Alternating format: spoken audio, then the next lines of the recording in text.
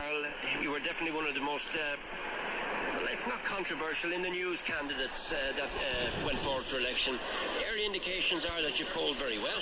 Yes, I'm delighted with the vote so far. I'm actually delighted to think that particularly the people of Corcoran did come out and supported me. That was a big one for me, and I'm delighted. You would ideally have been like to wear the Fianna Fáil hat coming in here, but you weren't to wear it. You've been described by one candidate as independent Fianna Fáil, so I'll let you respond to that straight away. Where will you stand if elected? I'd like to put it straight immediately and say I am not an independent Fianna Fáil. I am an independent, and a very independent lady at that. And with that in mind, if elected today, and as I said, the indications are good, what will you bring to the table at the new council? I'll firstly bring honesty, and honesty to everybody, and I'll work for people from the ground up. And my experience has been working within the community, and I hope to bring that experience to it.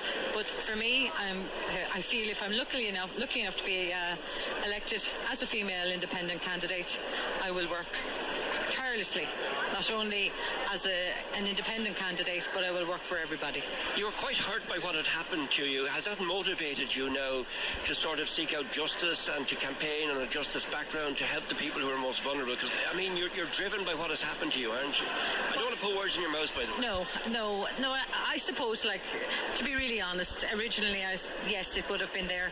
I would have had that feeling that I was hard done by. I was humiliated, was the word I used before in my interview with you.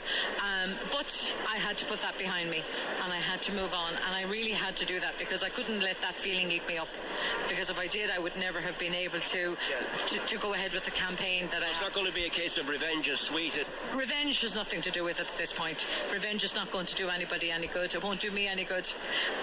Sweet justice, well, look, let's see. And if elected, what singularly will be the most important thing for you to attack straight away and work on?